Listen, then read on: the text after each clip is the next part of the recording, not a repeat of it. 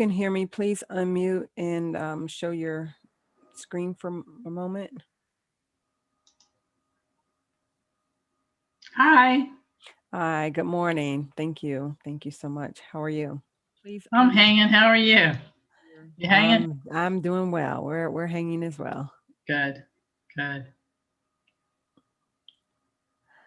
Okay, you're good in terms of visual and audio. So if you want to go back on mute, we're going to be getting started Okay. in a moment or two.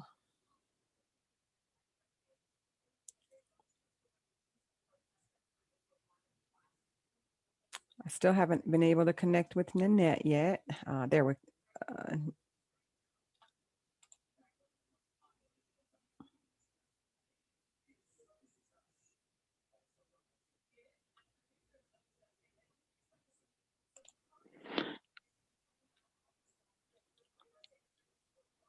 Yeah, I don't know what that. Oh, it looks like she has a microphone now, but it's muted. Oh no, it went off. Yeah, Must be some connection difficulty there. Mm-hmm.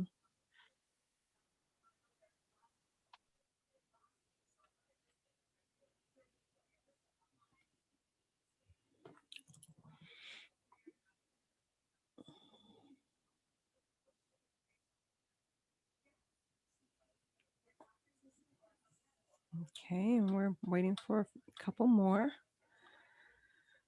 I see Crystal Ford is joining. Good morning, Crystal. How are you? You're muted.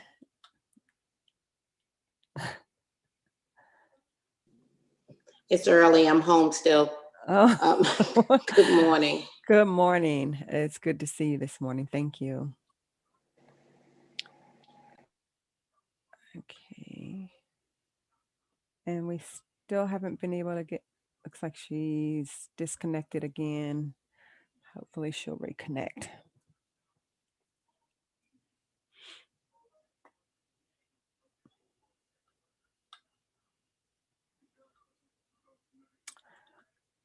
Okay, Nanette, I see that you have returned and you look like you have capabilities for audio and video. If you want to go ahead and check those for us.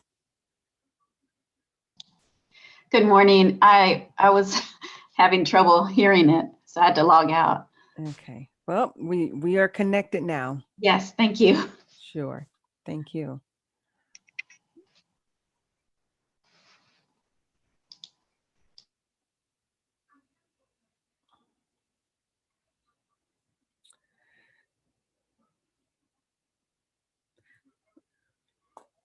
Okay, I see that Ben Gonzalez has joined us and proudly displaying those Philadelphia Eagles in the background. They had a good weekend, I think. They did. We're just competing for the first pick with the worst record in the league. So. Well, welcome. You are truly a fan. At least you don't change out. I'm not flip-flopping. I have a couple of favorite teams. It just depends on who they're playing as to which one is the most favorite. Ben, my daughter attends Florida Gulf Coast University, and they are the Eagles as well. And in fact, their eagle looks a little bit like theirs. Yours looks a little more grown up and businesslike than. In general, Eagles, yes, I'm all for them. All for them. All right. Okay, I see that Mr. Olson has joined us. Wayne, if you can unmute and let's get an audio check on you. The timing is perfect. Okay. Good morning. Good morning. Thank you. Thank you so much. Okay.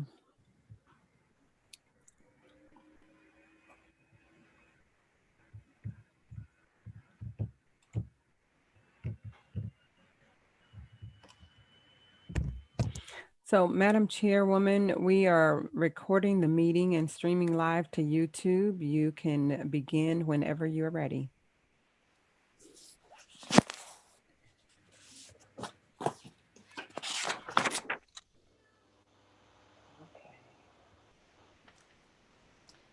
Welcome to the virtual MetroPlan Orlando. Can you all hear me? Yes, Yeah. we can hear you. Okay. Welcome to this virtual MetroPlan Orlando Quality Assurance Task Force meeting. I'd like to call the meeting to order. My name is Marilyn Baldwin, and I'll be chairing the meeting today. We also have a team of folks working to ensure that this meeting runs smoothly. Today's meeting was advertised on MetroPlan Orlando's website and social media, as well as through targeted emails. Florida's Sunshine Law typically requires a quorum to be physically present in a room for a government meeting. However, Governor DeSantis issued an executive order allowing government boards to conduct business using virtual meetings. We are currently under the latest extension of that order, which goes through October 31st. At this time, I'd like to ask Ms. Lisa Smith to conduct a roll call to determine that we have a quorum present. Good morning, QATF members. If you could please go ahead and unmute yourselves for the roll call, and you can mute yourselves once your name has been called. Please make sure that your video is on so that we can confirm that it's you. You will find your unmute and video buttons on the bottom left side of your toolbar, and please say here or present when your name is called. Marilyn Baldwin, Present. Chad Ballard, Nika Berry, Present. Crystal Ford, Present. Dr. Levine Silverman, Present. Wayne Olson, Present. Carla Radka.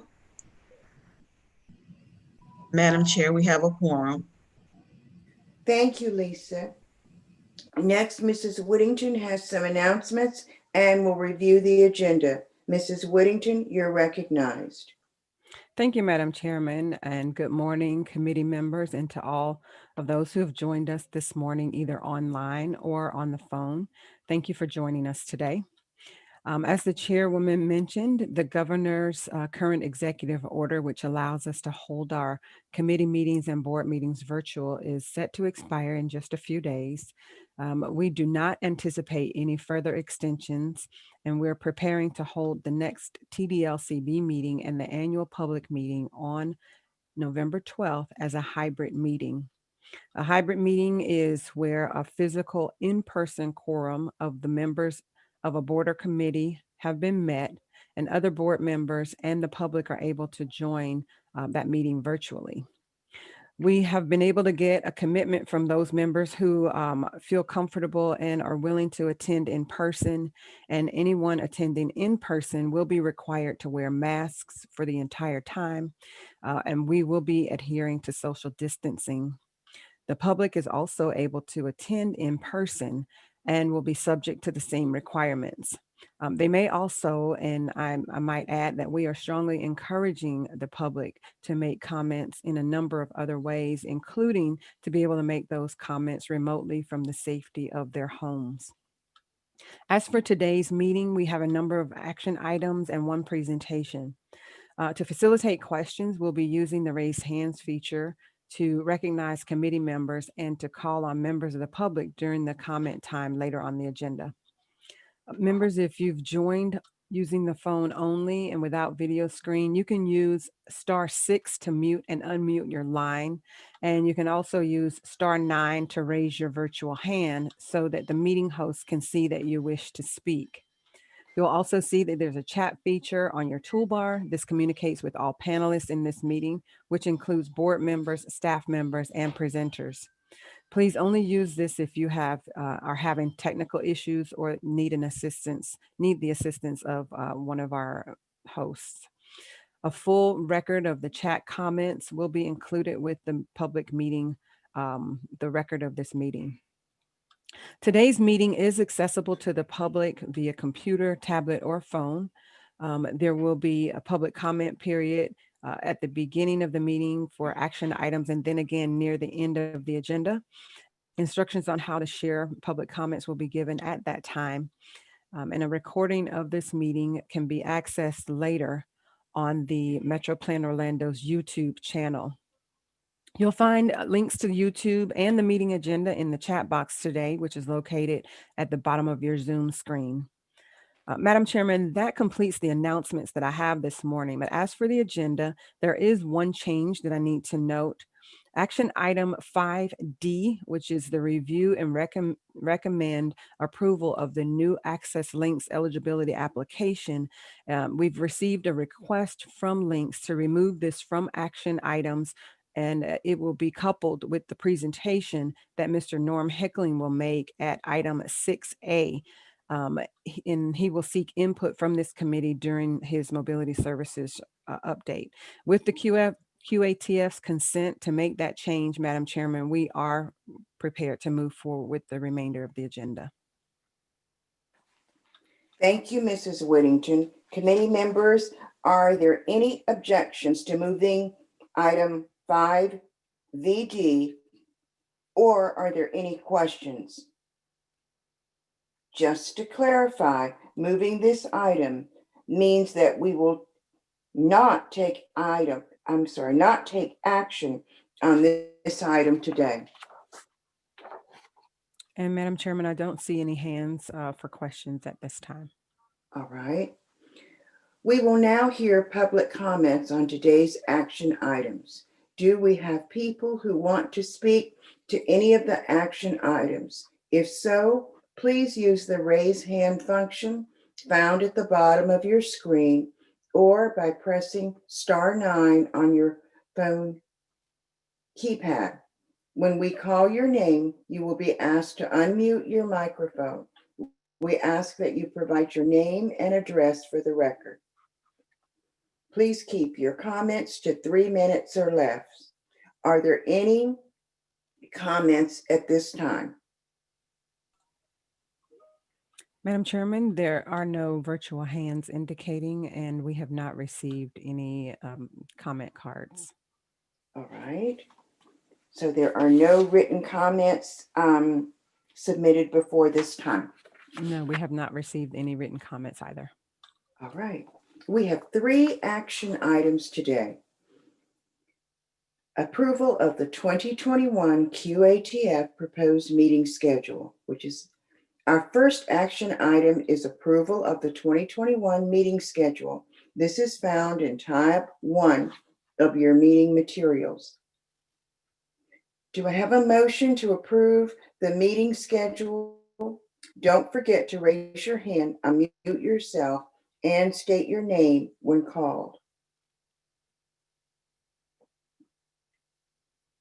We need a committee members, we need a motion to approve our proposed meeting schedule. Madam Chairman, you have a hand by Mr. Olson and Ms. Ford. Mr. Olson and Mrs. Ford, you're recognized respectively.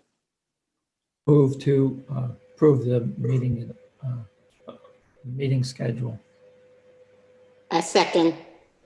Okay, thank you. It's been moved. Oh, name and address, please. Name, please. Wayne Olson, move to Chris- approve the schedule. Crystal Ford, second. All right.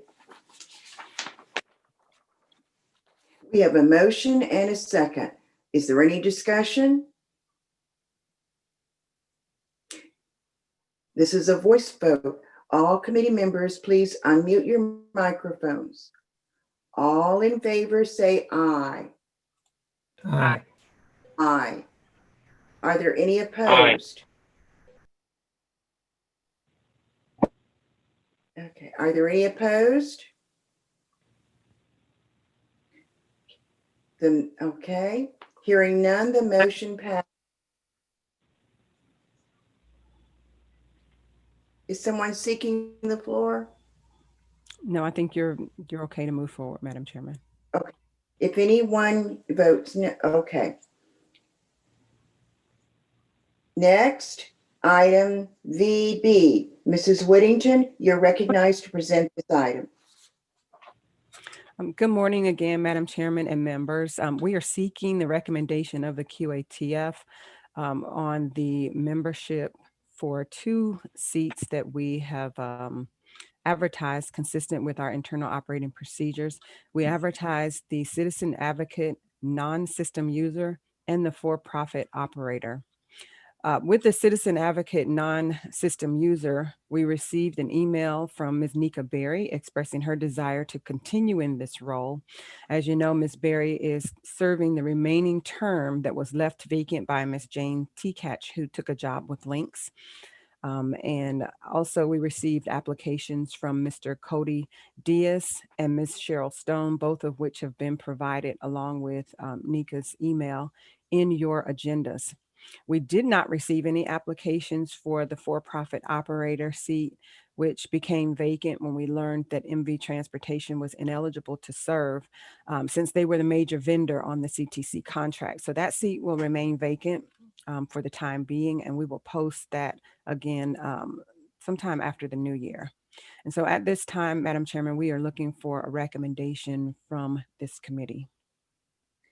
Members, I hope you've had a chance to review the information submitted by the 3 candidates. At this time, I'd like to open the floor for discussion.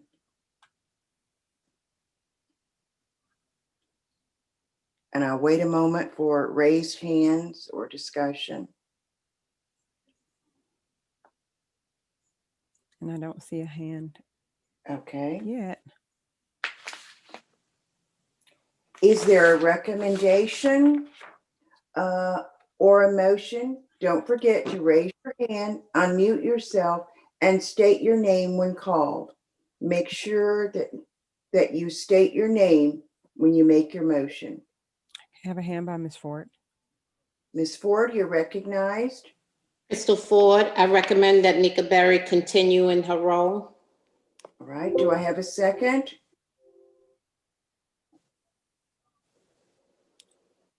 Do I have a second? A hand by Dr. Silverman. I second Dr. that Silverman, motion. you're recognized. I second that motion to keep Okay. Ms. Berry on our panel. All right, we have a motion and a second. Is there any discussion? There are no hands. Okay. All committee members, please unmute your microphones. All in favor, please say aye. Aye. Aye. Aye. Aye. Okay. Are there any opposed? Okay, hearing none, the motion passes, and congratulations, Ms. Berry. And Madam Chairman, if I may, also congratulations to Ms. Berry, and thank you for your willingness and commitment to remain a part of the TDLCB process. Madam Chairman, there were 2 other good candidates, and I want this committee to know that we have a process also open with regard to our Community Advisory Committee. And I will reach out to both of these candidates to see if they are interested in being considered for that group. So if they are, they will be put forward in that process. Personal privilege, I hope that they will be. They both seem like very good applicants. All right, next item, Mrs. Whittington. Next item is review and recommendation approval of the AER and the AOR. Mrs. Whittington, you're recognized to present this item. Thank you, Madam Chairman and members. We are required annually to submit the annual expenditure report and the annual operating report to the TD Commission by September 15th. We've met the timeline for submission, and we now seek your recommendation for these items to be approved by the LCB on November 12th. And for the LCB chair to sign the required cover sheets. The transmission letter, which was sent to the commission transmitting the AER and the cover sheets that will be presented for the chair's signature, have been provided at tab 3 of your agenda packet. So we are seeking your recommendation for the LCB's approval. Okay, let's take these one at a time. Is there a motion to approve the AER? Motion maker, please state your name. I don't see a hand yet.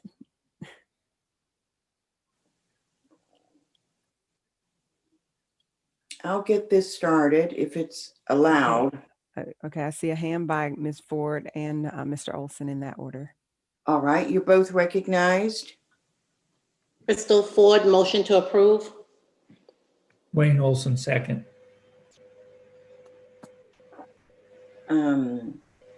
We have a motion and a second. Is there any discussion? There are no hands, Madam Chairman.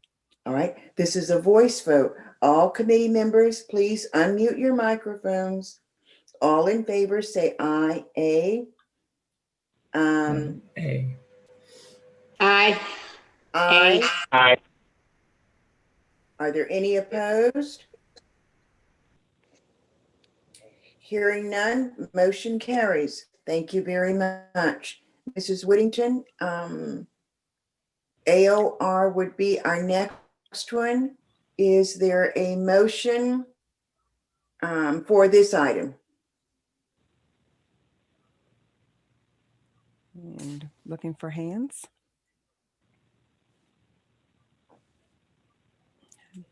I make a motion that the QATF approve AOR. Marilyn Baldwin. Okay. And it looks like a hand by Ms. Berry. I second. Okay, thank you. Hold on a second, you all. Okay, is there any discussion? Hearing none, we will vote. All those in favor? Unmute, and all those in favor? Aye. Aye. Aye. Aye. Aye. Opposed? Motion carries. Thank you very much. This concludes our action items. As a reminder, item 5VD, review and recommend approval of the new Access Links eligibility application, has been moved from the action item agenda. And hold on.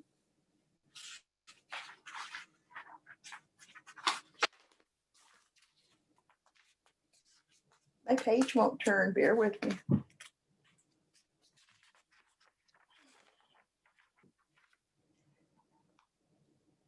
Will be covered during Mr. Hinkling's Access Links Mobility Services update. Let's move right into his presentation. Mr. Hinkling, you're recognized.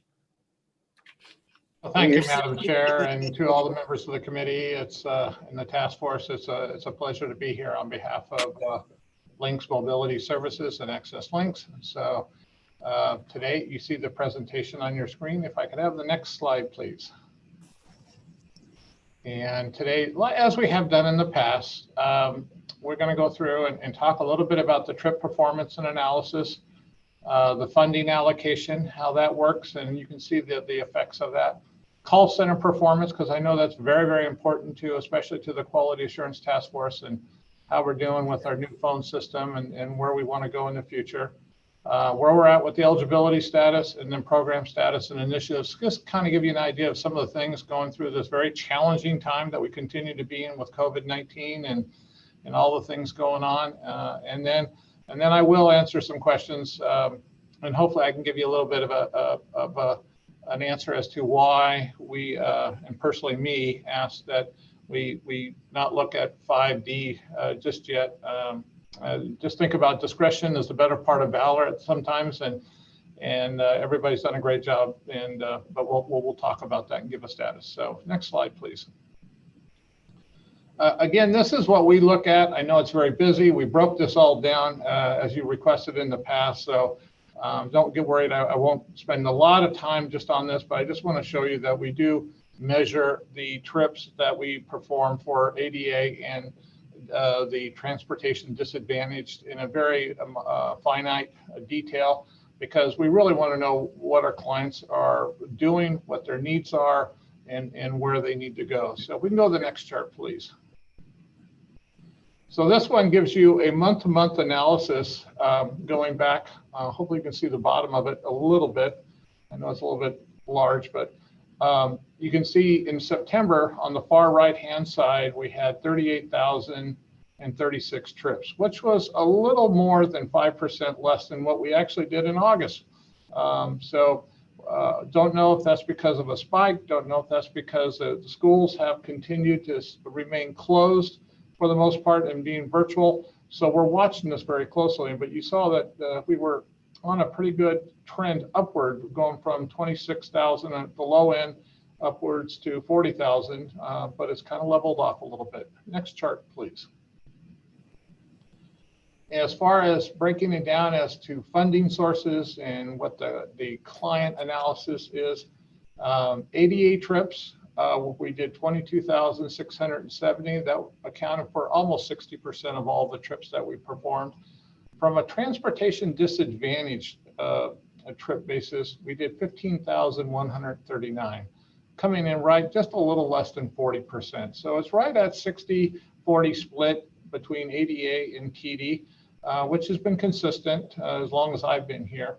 We do have some other trips out. When we do the functional assessments, you can see 114 of those, about 0.3 of the trips. COVID-19, we've had to separate those out because MB Transportation chose not to support and doing those trips. So we were able to get Mears Taxi, and we were having, because it was critical for a lot of folks who have been exposed to COVID-19 potentially, still had to go to dialysis, and or people called and they wanted to get tested, or we had working through the Emergency Operations Center of Orange County, where they've asked for people to be taken to a place, a residential facility, so that they could continue with their care after they had been exposed. So a lot of those trips, 65.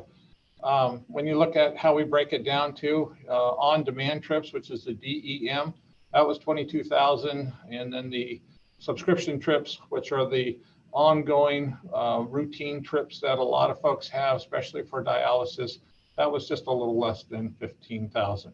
We even break it down into wheelchair, et cetera. And so all in all, in August, we served 2,825 clients. And in September, we served 2,937 clients. Next chart, please.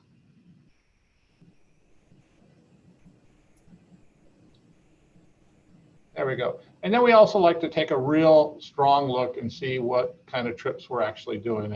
And by far, dialysis still remains clearly the #1 trip reason at 15,200. Employment. Good to see that number is coming back up. About 24% of our trips are employment related. Then we have personal and recreational, and medical, the normal, just getting to the doctor for your physical checkups, flu shots, etc. And then shopping and cancer related, functional assessments, COVID-19, as we talked about in the past. So again, we, every month when we look at these figures, we realize how critically important this service of Access Links is to so many people in the community, because quite frankly, if they don't get the dialysis, then they're really going to be in serious problems, and we take that seriously. Next chart, please.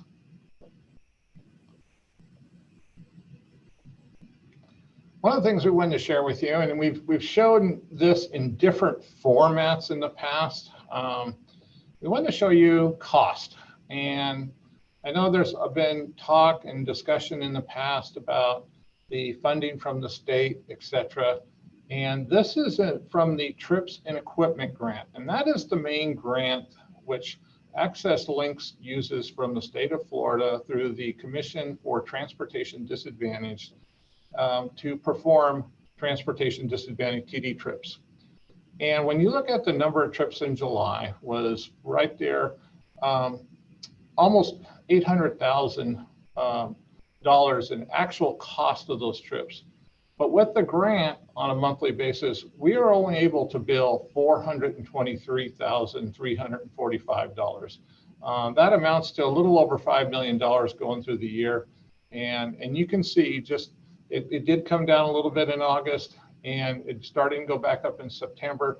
But you can just kind of see there's about a 50-50 split.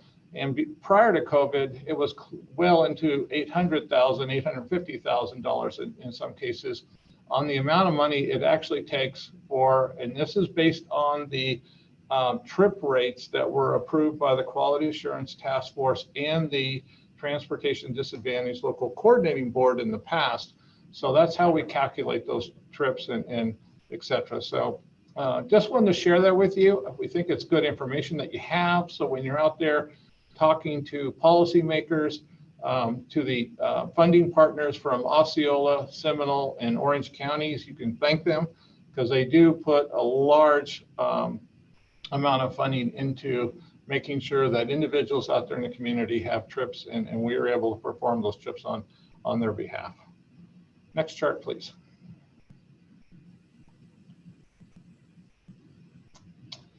Call center performance, something that's near and dear and very special, and I know we've talked about it many, many times in the past.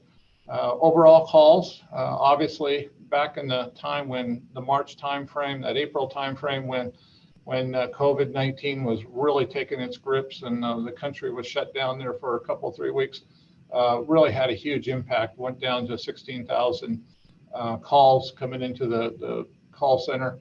Right now, we're still at about 40% less calls than we were a year ago at 43,039, whereas a year ago in 2019, we were almost 70,000 calls. So again, we're still watching this trend because you can see in August was at 46,623 and it went down about 3,000 calls in September comparably. So that's very interesting to us, and we're going to have to watch that. Again, we think that has a lot to do with the fact that schools such as the colleges have continued to go virtual, and obviously, unfortunately, the theme parks, the employment side of it, you don't have people going to the theme parks, and you don't have people, unfortunately, working at the resorts and the theme parks themselves. So there's been, the massive layoffs. So we think that's the result, but we're going to continue to watch it.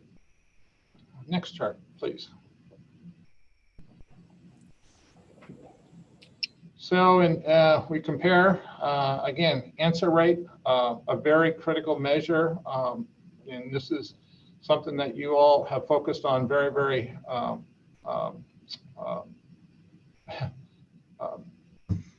what's the word I'm looking for? Intently. But I think you can see that we've made, even with the reduction in phone calls, hasn't changed the type of calls in the greatest sense, but we were at 5 minutes and 34 seconds back in September of 2019 on an average call. Today, our average call is 1 minute and 14 seconds as far as answer rate. We're very proud of that.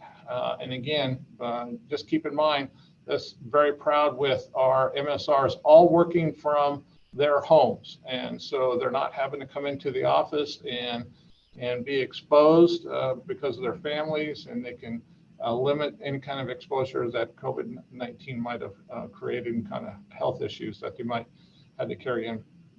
Again, total calls, 69,836 back in 2019, the same month of September, but 43,039 calls. So again, right at a 40%, almost a 40% reduction in the number of calls. And this will be interesting to see. But again, we want to make sure each of those calls are answered in a timely manner. So the next chart will show you that. I believe it will. Yep. So there's the 1 minute, 14 seconds. You can see in the month of September of 2020, from September 1, and there was a couple days that we had some spikes, but overall, 1 minute, 14 seconds is the average speed of answer. The average talk time, that's the actual time sitting and talking with the client, asking them what they need, whether it be a reservation, a change, a cancellation, a modification of the trip, somebody has questions. That average talk time is staying pretty consistent on a day-to-day basis, right at 3 minutes and 14 seconds. And then average handle time, and this is something that we measure. Not everybody will see this, because a lot of times when a client has called in, made the reservation, it gets into the system, there are some things that need to be done, such as calling one of the taxi, or calling the TNC, or checking with the dispatchers with MV Transportation as to the status of that ride, or to make a rerouting if necessary. So that's where you see the 4 minutes and 37 seconds, but that's work after the fact that most clients don't see. And so we're trying to keep that down too, because we want to try to automate our system as much as possible so that we can answer rate faster, because that 4 minutes means you can't answer another phone call. And so we know we need to work on that, but it's an internal measure for us. So we handled out of the month of September 40,446 calls, and abandoned. These are when folks just decided that they didn't want to wait anymore. So out of that whole month, about 6% of the calls were abandoned by our clients. So again, good numbers. We can always do better, and we are working to do a much better job. Next slide, please. We track the type of calls, and I would like to call your attention to one of the things that we know going into the 2021 year is to find ways that we can provide better information, faster information on the estimated time of arrivals of every trip that we perform. The pie chart on this graph here shows that 31% of all our calls that come into the call center are for estimated time of arrival, ETAs. And that's 5 percentage points even higher than booking paratransit. So that is the number one area where people are calling saying, hey, where's my ride? I'm late, or it's supposed to be here in 15 minutes. Is it going to arrive, etc.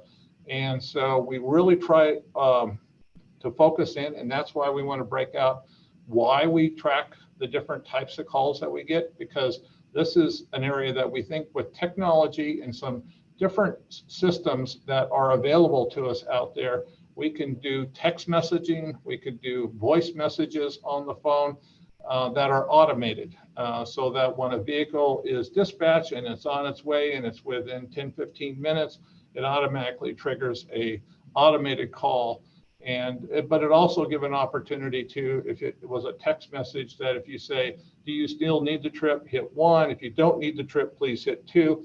And then we can reroute that vehicle for somebody that still needs their trip. So we're looking at a lot of different opportunities, but that's why I wanted to show this chart to you, just to see the different makeup of the different calls. Paratransit 26%, fixed route is 20%. So between those three, that makes up the majority of the calls coming into the call center, which our mobility services reps handle on a day-to-day basis. Next slide, please. Eligibility, again, continue to be very critical. Overall, in September, we had 12,677 clients that are in our database that are eligible. We had in September, we had 308 new ADA research applications that came through. ADA new, we had 158. Transportation disadvantage brand new applications, we had 98, and transportation disadvantage research, we had 81. So the trend was definitely up from where it had been in June, July, and August. And so I'm sure that 12,677 will increase as we go through the months to come. And we also break it down to ambulatory and wheelchair. So that's what that AM means, and that shows the clients in their eligibility that we know if they need a wheelchair, and you can see how that breakout is in the number of clients. Next chart, please. So some of the program status and initiatives, we are actively watching very closely with the Commission on Transportation Disadvantaged. In fact, they have another meeting tomorrow that we will be virtually attending. And what they are working on right now is looking at the grant allocation formula, that they're making some changes to it. And it's a pretty complicated formula. I've been through several workshops, as I know Virginia has participated also. and it's still rather complicated. So we're still trying to get a handle on that, just how it will impact us potentially. And what they are doing, they're changing the formula as to areas, as to what the commission is looking at, as to how they make the determination how much money on an annual basis that we will be allotted to perform transportation disadvantage. Another thing that's still going on that we're watching very closely with the commission is the fact there's still a discussion about TD trips in the ADA zone.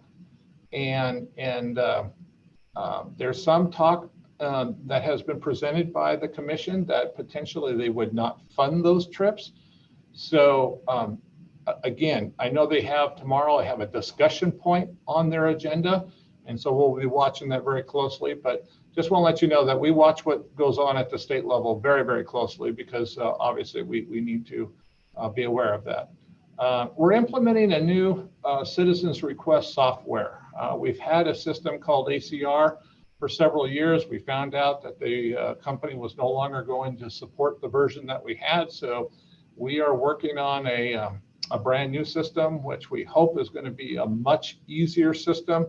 Somebody can go online, be able to push a button and go fill out, hey, I had a concern about, my ride. I had a concern about making a transfer to fixed route. I had a concern about the call I made. It didn't feel like the MSR took my information correctly. Or it's going to make it easier too to say, hey, I had a great ride. The driver was very caring. The MSR really helped me out, give me the right answers, etc. So we will still have our customer relations line open so we can help somebody should they need to make that phone call, but it'll be much friendlier for people to use on an electronic basis. As we talked about in the past, we did go to a new phone system when we had all the MSR start working remotely. That system continues to work very well for us. There are some things that we have learned over the time as to what we would like to have. Lynx is in the process, very shortly going to be going out for a solicitation for a brand new phone system for Lynx. And there is also a customer contact system that we want to be have it as a part of that phone system. And so that's going to go out for a competitive proposal request. And so, but the good news is because we've been remote and we've been working with a new phone system, we've learned a lot, and we have learned a lot and have new requirements going forward, because we don't want to go back to the days when it took 5, 6, 8, 7 minutes to, on average, to answer a phone. We want to be much better off, and as part of knowing what kind of technology we want to incorporate going forward, to be able to tell somebody where they're at in the queue, if they have time to hold on, be able to have that ability to get a text message as to the estimated time of arrivals, as we've talked about in the past. So we've gained a lot of experience through necessity in COVID-19, and we're going to put that to use in the new solicitation. And that's where the continued research into new reservation and communication features. So you will see that coming. We'll talk about that in the future months and future meetings. We've continued to schedule most of our trips on our primary contractor, which is MV Transportation. We're still very diligent in practicing social distancing in our scheduling and not putting too many people on the same vehicle at any one time. We want to minimize exposure to our clients, but also to our operators. And we're very proud to say that we've been tracking on a daily basis our operators for the past few months throughout this whole experience. And we only have one person that remains to be out due to a potential exposure. And they've just had some complications with it. But all the other operators were able to come back because of the safety measures that we put in place and the practices and the protocols that we put in place, and be able to get back to work and be able to operate and obviously take care of their families with a paycheck. So, and even taken to the steps, and I think we talked about it a little bit in the past, we have, when anybody goes into the operations center over at the LB McLeod facility, their temperatures checked, just like many restaurants are doing. Anybody that has a high temperature, they're not allowed to come into the facility, and they're just asked to go home and potentially get checked out just in case. And it's just an added precaution so our operators are safe. And we continue to have masks required by both passengers and the operators on all our Access Links vehicles. Next chart, please. Just a fleet update, present a little picture here. For those that might ride the NeighborLink, that fleet consisted of 15 vehicles. We've got 15 brand new NeighborLink vehicles that have that marking on them, as you can see there in the picture. They are all brand new, all in revenue service. So we've completely changed out that fleet. We're very, very proud of that. And also keeping with what we've done in the past, we got 24 brand new paratransit vehicles now in the fleet doing revenue service. And that's out of a total of 63 that we've ordered. And we will be, we're looking at another 5 for this year, plus another 15 that will give us 20 coming in this year for a grand total of 83 ultimately by the time we finish this year. So we want new, we want clean, and we want the most efficient vehicles that we have out there. And again, everything with safety in mind. So next chart, please. So we come to the transportation disadvantage application. And again, I want to first of all say on behalf of Links and Mobility Services, thank you to Mr. Olson and to the entire task force team who you guys have been working diligently. I'm going to ask a little bit more work out of you. I know we were all marching towards a January timeframe, which was a date that we had set up, but as we started to look at the process and looking at the definitions and everything, I know, and this is my fault, and I take this, we had talked about this initially of splitting the ADA and the TD applications separately. And again, sometimes things sound really good on paper until you try to put them in practicality and put them into practice. There's a bit of a concern from the guys who actually have to do the work, and all of us as managers and leaders, we need to listen to those folks because they're the ones that get it done day in, day out. That having 2 applications may cause a doubling of work, a doubling of that processing time, which is not something that we want to do, and might be completely counter to our goal of reducing processing time, etc. So that's why we want to take just a little bit longer with your indulgence. And again, just, discretion's the better part of valor, and we can just, we may not make the January timeframe, but when we do get ready, it's going to be a great effort between not only the task force and the local coordinating board, but the folks here at Mobility Services. So next chart, please. So you did the task force, and you reviewed TD criteria, and we really do appreciate that. We've looked at some best practices and household and individual income verification, financial resources. We're in that process of where the TD application and what that format needs to be. And as I explained, we don't want to go do anything that potentially causes us to increase the processing time and or increase the potential for errors. So I know I'm not able to get any new staff members. So knowing what the constraints are on this side and not wanting to increase that processing time, it was better to hold off on the vote today. And I appreciate your indulgence on that. And again, we'll keep pushing for early 2021. Obviously, we want to get that done, just may not be in January. So with that, I think that's the last slide, if I'm not mistaken. So with that, I'm more than happy to entertain any questions, and I still continue the mea culpa on the application. So thank you. All right. I know there are going to be questions and discussions, and I want to go first, please.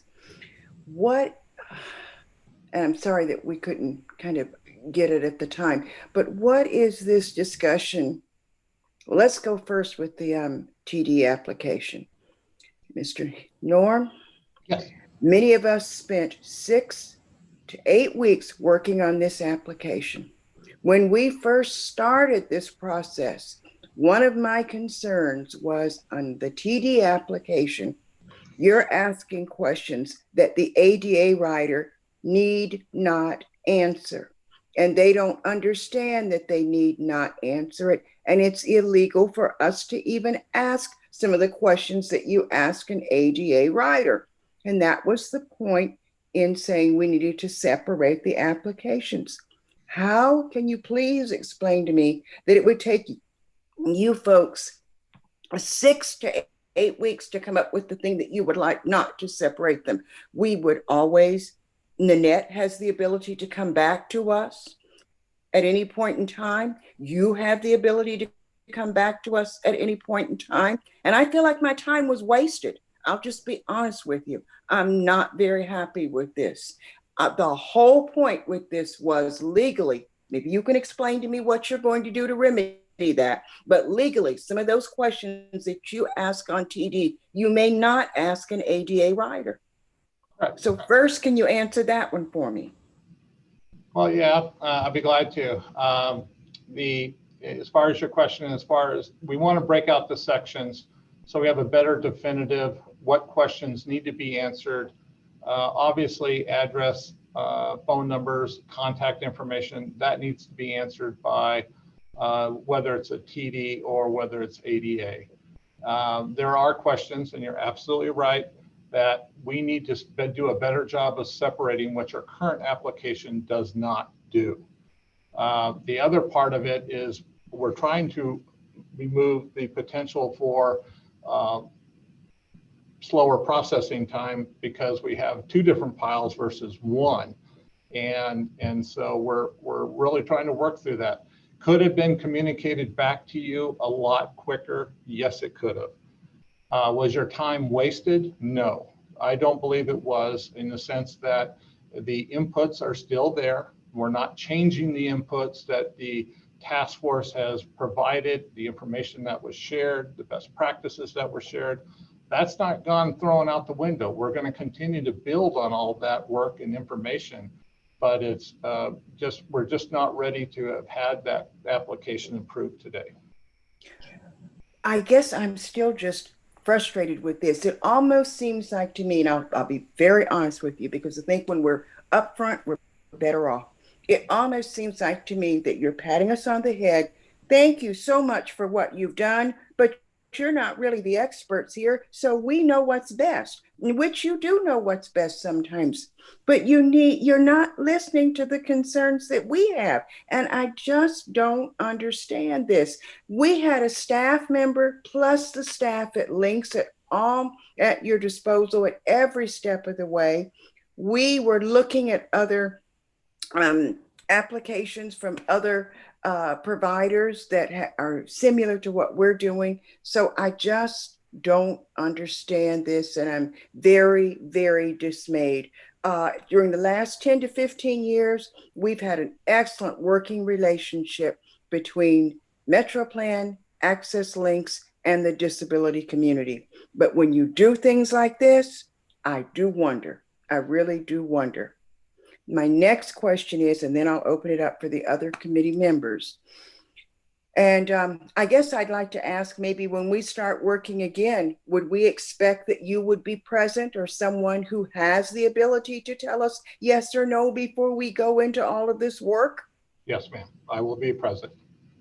Because this was a waste of my time.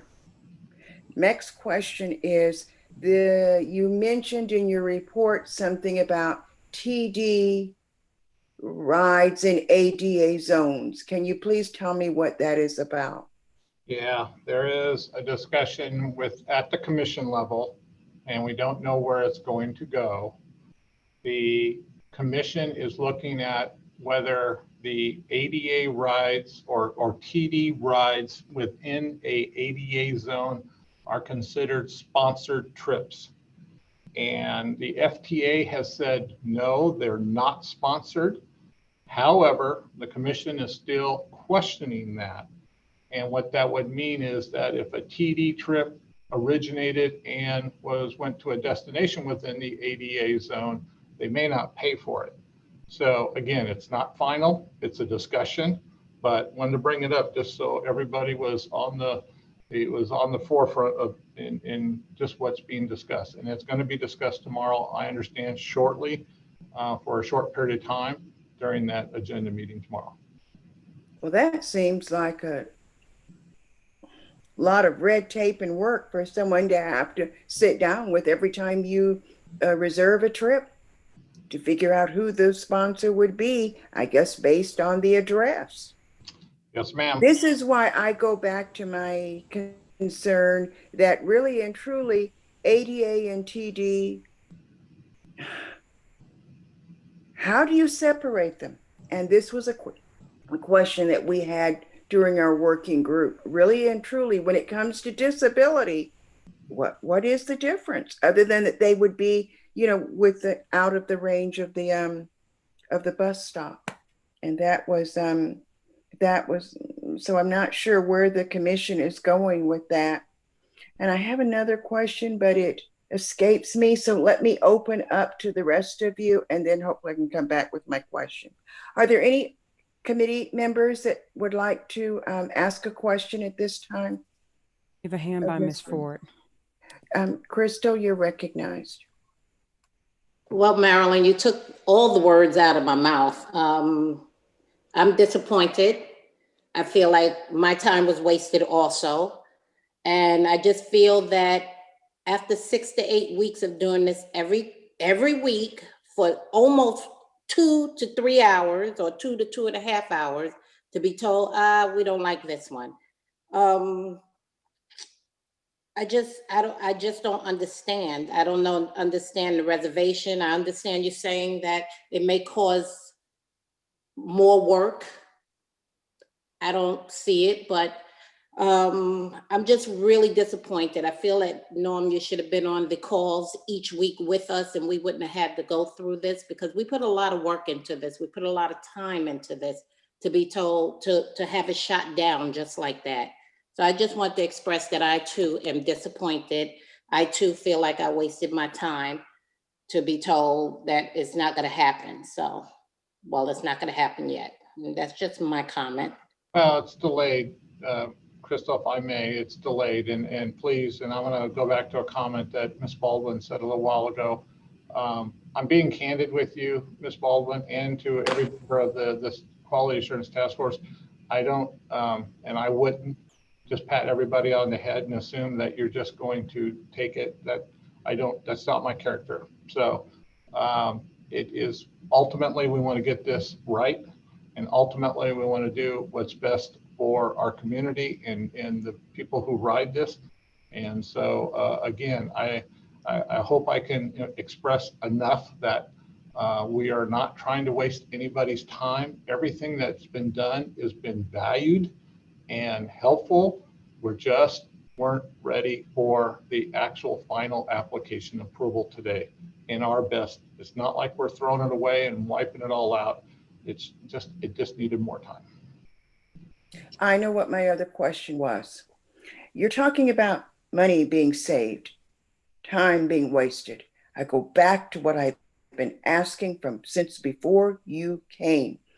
One of the ways that you can help save money on both programs, ADA and TD, is to do what is done in many other transit agencies throughout the nation. Those of us who have permanent diagnosable disabilities, you need not recertify us every 2 years. This will save us all time and money. But that isn't being considered at all. If you think that we're going to let this go, you can think again. No, and I haven't worked in this industry as a volunteer for almost, probably over 25 years to have someone come in and tell us that our input is not needed. And frankly, another area that Lynx needs to look at is you are strongly encouraged by FTA to have a user group. You don't have one. It's obvious that you're not really considering us in that role, but you were supposed to have one. Are there any other comments or questions for Mr. Hinkling at this time? I don't see any hands at this moment, but there are, well, Mr. Olson's hand just went up, his virtual hand, but I do see comments in the chat from Dr. Silverman that says that she feels the same as Ms. Baldwin and Ms. Ford. So we have, Madam Chairman, Mr. Olson and then Nika Berry. All right, Mr. Olson and then Ms. Berry. Okay, thank you. I just wanted to, express from the beginning of this task force or whatever, the work group, I felt a little uncomfortable with the level of knowledge we had about what our goal was. And going along, I felt quite uncomfortable about some of the background knowledge we had on what we were working towards. I think that made it difficult. We also had a deadline and felt a little bit rushed, but I really think from the beginning, we should have been a little clearer on what the goal is and what we needed to do to achieve that goal. And that made it a little difficult. I'm not complaining. I don't feel like I wasted my time. I think that I learned a lot about TD and ADA, but I still feel like we need some more clear differentiation in order to set a goal for what we were doing. And had we had that, we probably could have got to an application quicker. But I want to thank you all for everything you did. And I think we'll get there. I'm a government employee. I'm used to having meetings that end up in new meetings and other new meetings. So it doesn't surprise me that this is not the final product. We didn't have all the information we needed clearly to come to a really excellent product. That's all I have to say. Ms. Berry, thank you, Mr. Olson, and you did a very good job chairing the working group, and we appreciate your input. Ms. Berry? I concur. I echo that statement, Mr. Olson. You did a good job. And I also want to say that I do share the sentiments of Ms. Baldwin and Ms. Ford, but I think they've said it quite a bit, and it definitely expresses how I feel. But my question is, how much more time is needed or required is my first question. And my first question is, when did you all realize or recognize that additional time would be needed? Was it at the completion of the application, but then also how much additional time is required? It was rather recent, Ms. Berry, to be honest with you, as the applications were being circulated for review. There were some questions that were raised, and that's what happened about having the two applications. So it was just recent. So as we were going on over that period of time, the only reviewers were Nanette and Ben, who were part of the team, or was anyone looking at it during that time? Well, yeah, but again, it's a team effort, and again, taking the responsibility. So that's why I'm going to sit here in front of you, take that responsibility, and et cetera. And some questions came up within the last couple of weeks that need to be resolved. And again, it's just building upon what we have done, what you all have done. And I'm not trying to placate. And if I sound like I am, I apologize profusely, but that is not the case. It's just that we need to make sure that we, have a good product done that takes all your input, but also then allows us to go do the job internally without creating a huge bureaucracy or, potential for errors, et cetera. So we're just trying to weigh the good for our clients. And how much additional time do you think it will require, or how much time is needed? I know we were pushing for January, but right. What's the timeline you're looking at this time? At this time, I don't know. And I don't want to venture a guess, just because I know if I venture a guess and say another 30 days or so, I'll disappoint. So I don't want to do that. Miss Berry, one second, please. Hold. We had always agreed from time one that we wanted these applications separated. How in the world during the last week or so are you going to come now and tell us that you just now realize that that wouldn't work? Norm, that doesn't make any sense.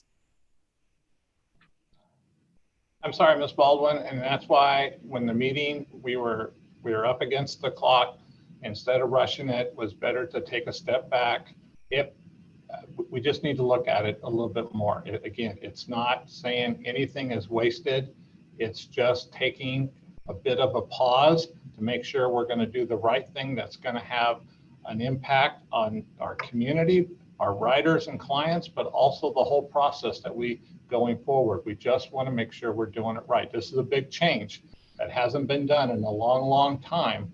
And to take a little longer is hopefully will be considered prudent. And that's why before we make a mistake and have an unintended consequence that we would have to go correct at some point in the future. When, per se, might you answer my question about being able to stop recertifying folks over and over again who don't need to be certified in both programs? When might you be able to look at that? In the next 10 years? No, we're going to get that done very quickly, as we promised in the past. It's not something that's being forgotten. We are putting that in place as we speak. I've heard that over and over again, and I will bring it up in every meeting until it is done. I guarantee you. And if that doesn't work, Mr. Tinkling, I will go to the commissioners, because right now I am livid. I understand. I'm sorry, Miss Berry, go ahead. Oh, I completely understand. Well, moving away from the application, I have another question. So the calls in September, well, I believe that, no, the calls in 69,000 calls were September 2019, were taken roughly around 69, almost 70, taken 2019 September. 43 calls came in this year. 43,000, yes. Okay. And there's been significant improvement from 5 minutes, 34 seconds to 1 minute, 14 seconds as far as wait time, correct? Yes, that's correct. Is that attributed to system changes, technology, or because less calls have come in? So if next week something happens, COVID is no longer here, it doesn't exist, and the calls and they increase as to what they've been over the past few years, what would happen with that wait time? What's helped with that wait time? Has it been a system change, technology, or simply can we attribute it to less calls coming into the call center?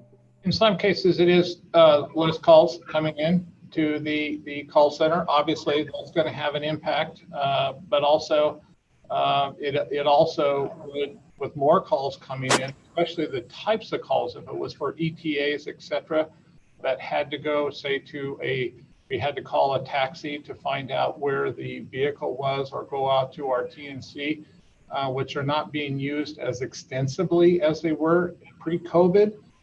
That would increase some of the wait times. The technology, though, we honestly feel will keep us into where our goal in the transportation service plan of 3 minutes, we think will still be within that range. But you would probably, with an increase in calls, reality would have it that you would see a little bit longer wait in some areas of calls. Yes. But I think we'd be in the 3 minute range if it increased dramatically. Okay, but we're definitely not going up to 5. No, we don't want to go up to 5. And as I tried to share with, we are looking at different methodologies and technologies that we can definitely be able to handle those ETA calls and improve our service that way. Okay, thank you. You're welcome.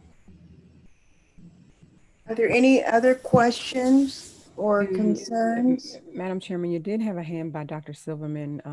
Want to offer her an opportunity if she still has concerns or questions. Sure. Oh, God. Oh, hi, may I speak? This is Dr. Silverman. I was on and off. I'm sorry to look so fickle, raise hand, lower hand, etc. But, I totally agree. I mean, I can hear um, was what Miss Marilyn is saying and everybody. And I'm going back to the application, but I think that for me, I think that probably there were signs that you guys needed to uh, um, do a little more research early on in the process. There was some hesitation, although doing a good job, Ms. Nanette. But I think that, there were probably some things that were questionable from the beginning, or at least in the first couple of sessions. And we did actually say, oh, we're going to end up having to extend it into October because we needed more time. So I'm disappointed too, because but I think that we need to have a time frame.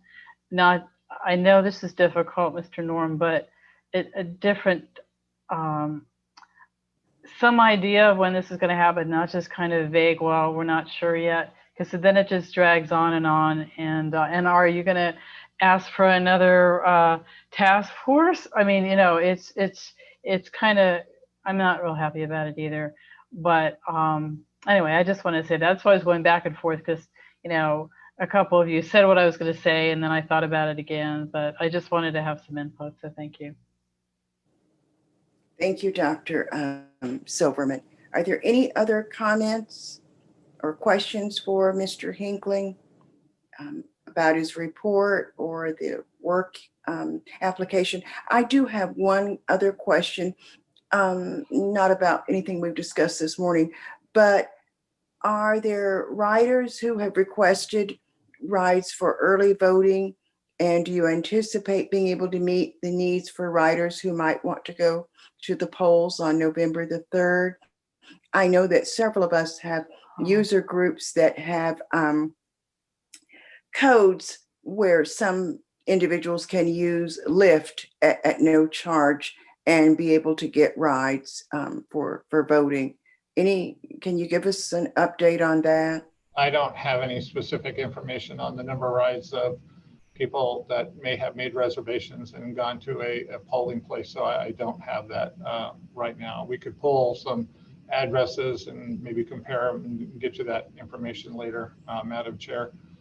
As far as individuals that are clients and they make a request on election day, we're going to take them to where they want to go. So that's what we do every day. So. All right, very, very good. And maybe this is a goal for next year for 2022, that we would have some kind of a plan. I know in some communities there are reduced fares for going to the polls, or no fares for going to the polls, or just regular trips as we would normally provide under ADA. Obviously, you can't ask them why they're traveling. You can't deny them a trip for the polls. But TD, that's a little different. But so that's something to look at down the road. You're absolutely right. And I can assure you, I already have it on my calendar for the first part of 2022 to start putting together the package for the board of directors, et cetera, working in coordination with the supervisor of elections here in Orange County and others as to how to handle this. So yeah, you had asked a very valid question in a couple of months ago, and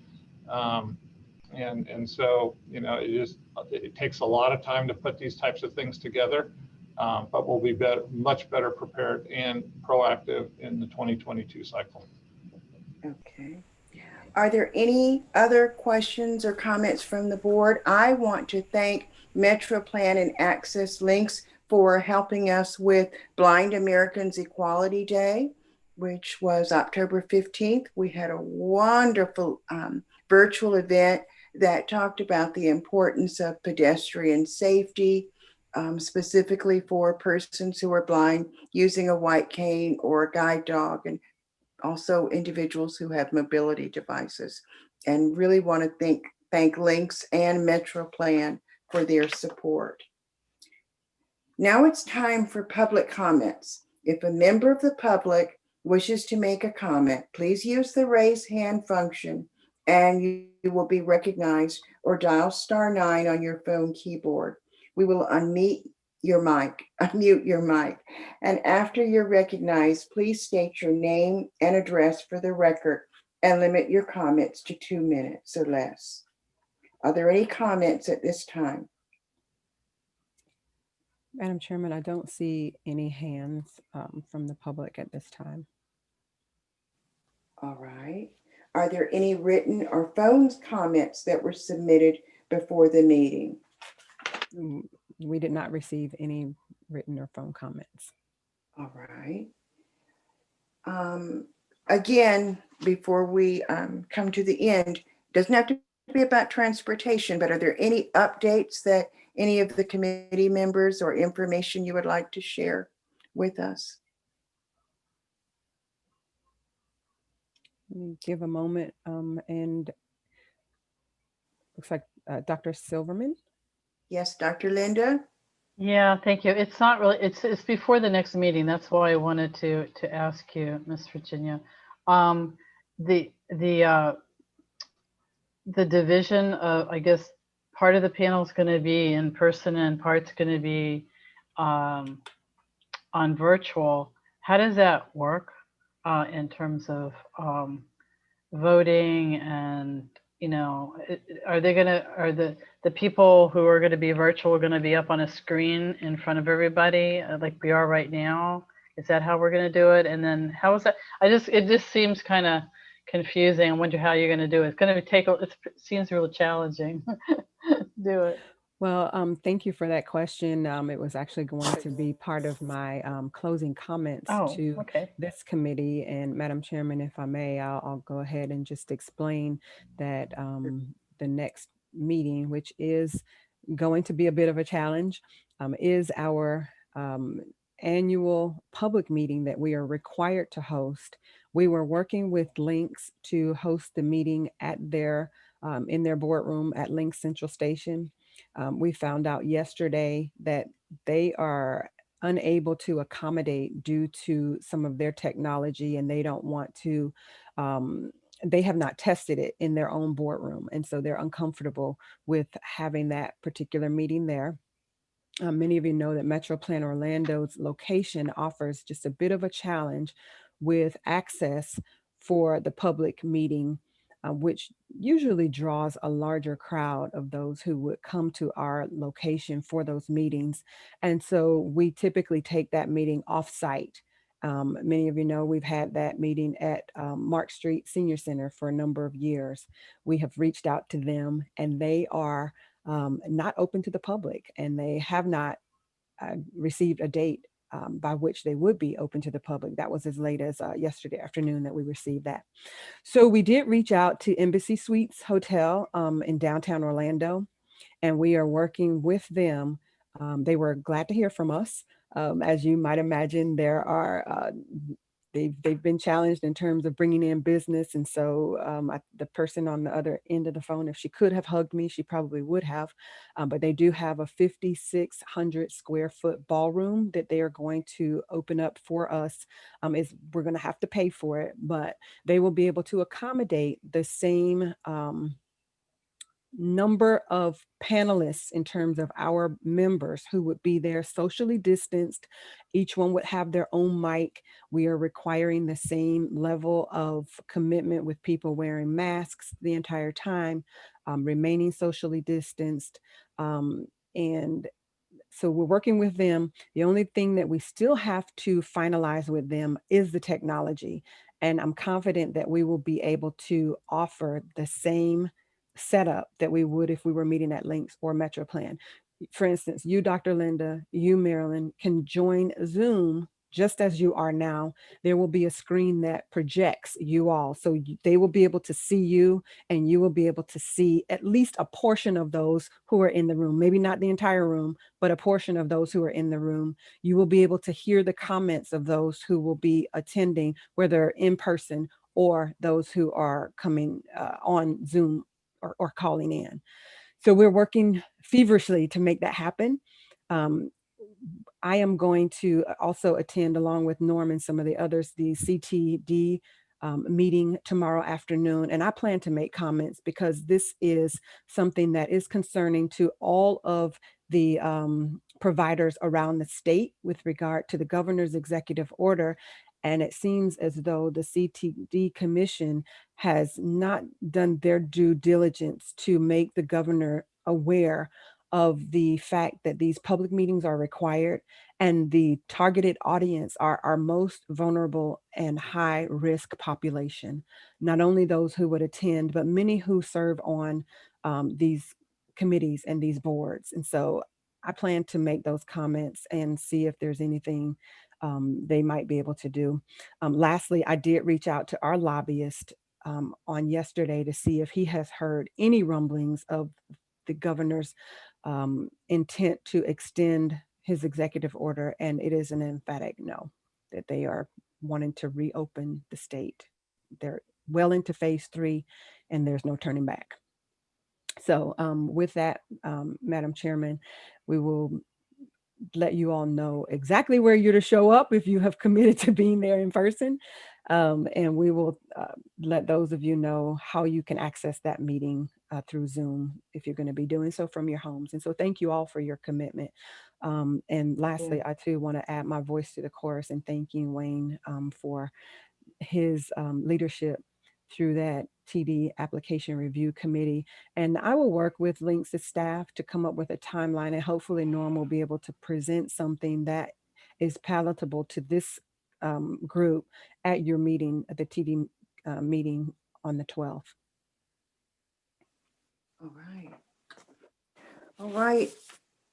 I want to thank everyone for participating this morning, our staff from Links and our board members, and certainly MetroPlan. Thank you for those who are working in the background, Lalani and Miss Lisa and anybody else I might have missed. Your support is very much appreciated. And Norm, we do want to say thank you to Nanette, because she spent many hours with us going over this material, and I do want to say thank you to her for the work that she put into this. And I hope that we will all see each other on the 12th. Norm, will we be able to somehow help us get the word out to the public about this meeting, and about that they have several ways to submit comments? They don't just have to come in public, but they can certainly email and write and telephone their concerns as well. But we're going to have to work feverishly to get the word out to the public about how they can participate. I would be glad to, Madam Chair. Please, everyone, get out and vote. It is your duty. It is what many folks have marched, fought, and died for. So please either use vote by mail, early voting, or vote on November the 3rd, but get out and vote. Are there any other comments or questions? Hearing none. I'm sorry, Ms. Virginia. I don't see any hands, Madam Chair. All right. Then I'll be happy to entertain a motion to adjourn. Dr. Linda here. I make a motion to adjourn this meeting. Second. All right. Good day.